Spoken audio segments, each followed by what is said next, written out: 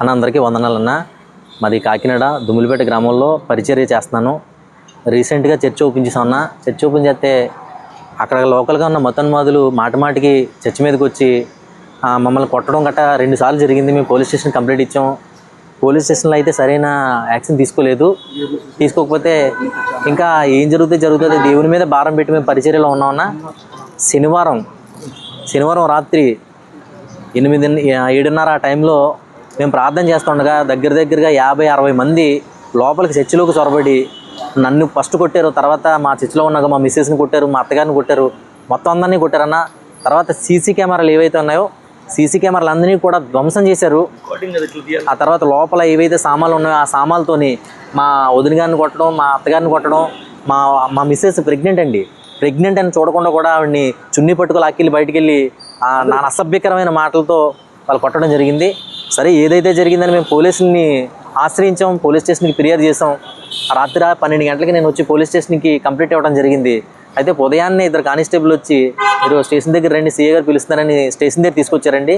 Station దగ్గర తీసుకొచ్చిన తర్వాత నాతో పాటు సేవ చేస్తున్న విజయ్ ఏమని అడిగాడంటే, సార్ మీరు మమ్మల్ని తిడుతున్నారు, అక్కడ మా వాళ్ళు కూడా మమ్మల్ని కొట్టారని అక్కడ మాట్లాడినప్పుడు ఎట్రా పోలీసుల మీద మీరు ఇలా మాట్లాడతారా అనేసి మమ్మల్ని కాలర్ పట్టుకొని పైకి తీసుకెళ్ళి కాళ్ళు కిందన పెట్టి బూటు కాళ్ళతోని ఇలా గుండెల మీద పెట్టి బెల్ట్ ఉంటుందండి, అది టైర్ ఏదో బెల్ట్ ఉందండి, ఆ బెల్ట్తో ఎలా కొట్టారంటే కుక్కలను కొట్టినట్టు కొట్టారండి మమ్మల్ని.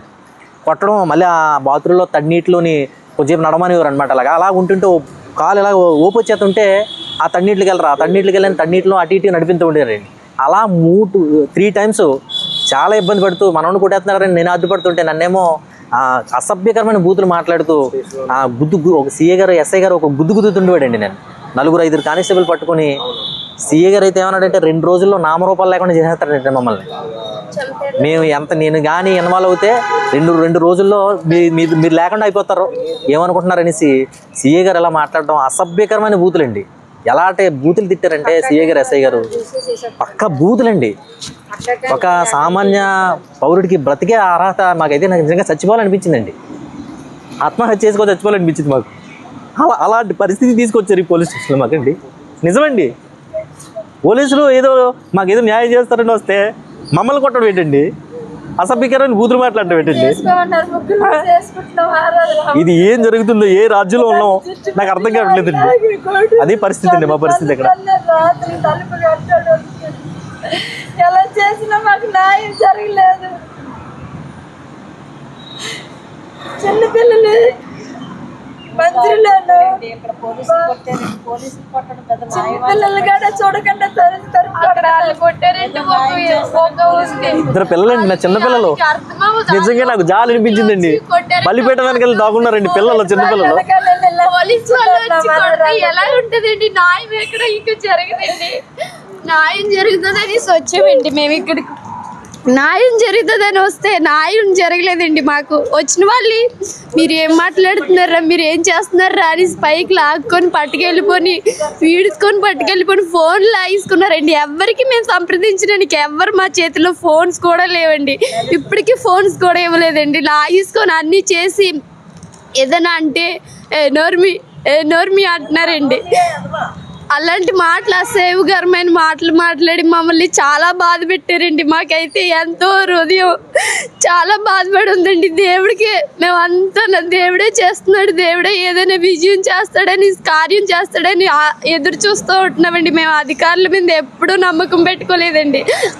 ఏడు పక్క డబ్బు ఉంటే ఆడి పక్క మాట్లాడతారండి. కొంచెం అమౌంట్ వాళ్ళు ఇచ్చారని మేమైతే పేదవాళ్ళం అండి. డైరెక్ట్ గా వాళ్ళే చెప్తారన్న, డబ్బులు ఇచ్చిన వాళ్ళని ఇదంతా డబ్బులు ఇచ్చేది ఎక్కడైనా మాట్లాడుతున్నారు. అలాగే మా ఎదురుకుండా మాట్లాడుతున్నారన్న. 3,000 ఎత్తుకొని 1,00,000 రూపాయలు అన్న 2 లక్షలు ఖర్చు పెడతాం దీనికి అని వాళ్ళు మాట్లాడుతున్నారన్న. అంటున్నాడు, నీ ఇంటి పట్టయా నాకంటాను, ఇంటి పట్ట ముందు దోశ రద్దు చేసి గుణపాఠం వస్తుంది, నువ్వే ఆడుతున్నావే ముసుగు అనేసి అంటున్నాడు. విన్నారు కదా, ఇక్కడ జరిగినటువంటి విషయం అంతా కూడా స్పష్టంగా ఈ దాడికి పాల్పడినటువంటి కుటుంబం, దాడికి గురైనటువంటి కుటుంబీకులు, ఇతను సమర్పణ రాజు సేవకుడు, కాకినాడ దుమ్మలపేటలో సేవ చేస్తున్నటువంటి ఇతను, తర్వాత ఇతనితో పాటు సేవలు పరిచారకుడిగా ఉంటూ సహకారిగా ఉంటున్నటువంటి ఇతను. వీళ్ళిద్దరు కూడా నిన్న జరిగినటువంటి ఇష్యూలో 50 మంది వీళ్ళ మీద దాడి చేశారు. అయితే ఈరోజు ఉదయం వీళ్ళని పోలీస్ స్టేషన్కి తీసుకొచ్చారు. ఇక్కడ నుంచి బాలచెరు ఆర్డీఓ ఆఫీస్ తీసుకెళ్లారు. తర్వాత అక్కడి నుంచి ఇక్కడ తీసుకొచ్చారు.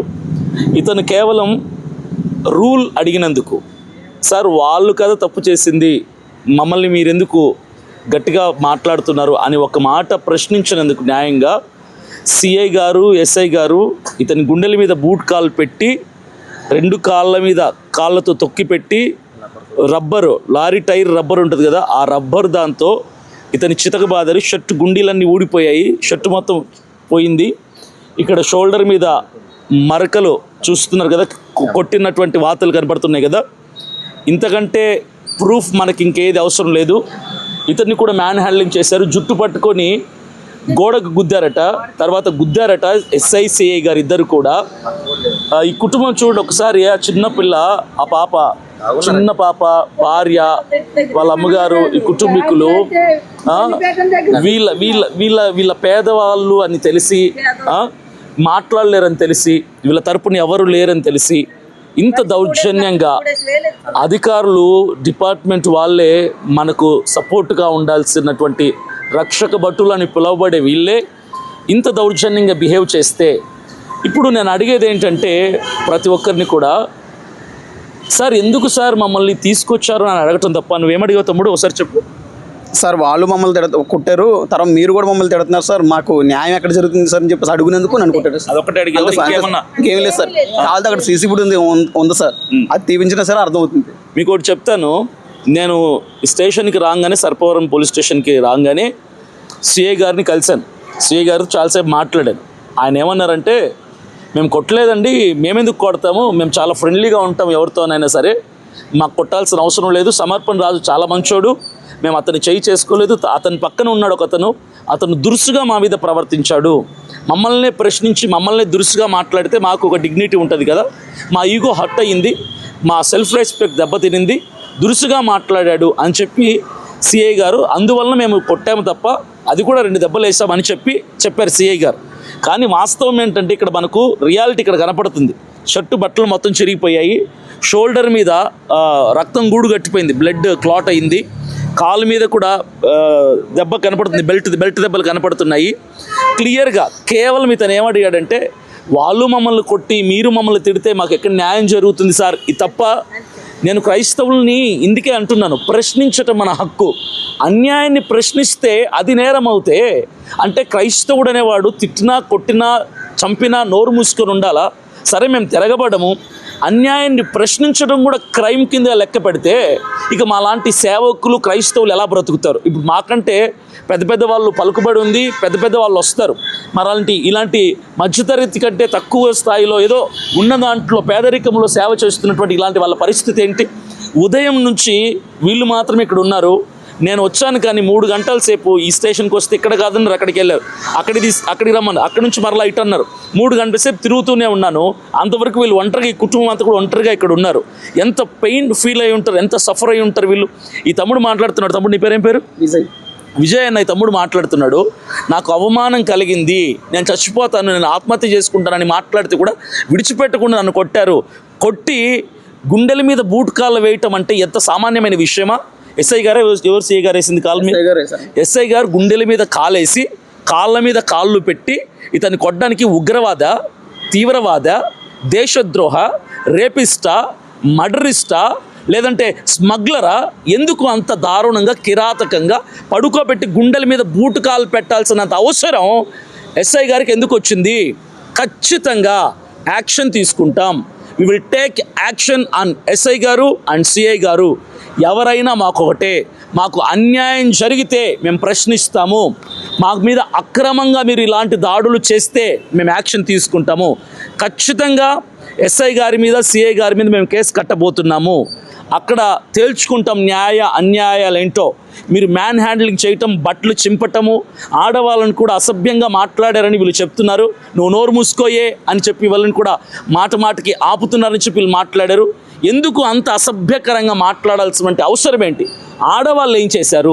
వీళ్ళ భార్య సమర్పణ రాజు వైఫ్ ఏం చేసింది అంటే నోరు తెరిచి మాట్లాడటానికి కూడా అవకాశం లేదా ఇక్కడ? సో ఫైనల్గా ఏంటంటే సిఐ గారు చెప్పారు, ఇరు పక్షాల వారి మీద ఎఫ్ఐఆర్ కట్టారట. అటు ఎవరైతే వీళ్ళ మీద దాడి చేశారో వాళ్ళ మీద ఎఫ్ఐఆర్ కట్టారట, వీళ్ళ మీద ఎఫ్ఐఆర్ కట్టారంట. ఇద్దరికి సంబంధించినటువంటి ఎఫ్ఐఆర్ సాయంకాలం వీళ్ళకి అందజేస్తామన్నారు. సో ఆ ఎఫ్ఐఆర్ కాపీ వీళ్ళకి వచ్చిన తర్వాత మనకు వస్తుంది, అది నేను పోస్ట్ చేస్తాను. ఖచ్చితంగా ఈ కుటుంబానికి అండగా మనం నిలబడదాం, సేవకులంగా క్రైస్తవులంగా మనం నిలబడదాం. కాకినాడ లోకల్లో ఉన్నటువంటి పాస్టర్స్ అందరూ కూడా వాళ్ళు సర్వీసుల్లో వాళ్ళ ఆరాధనలో ఉన్నారు.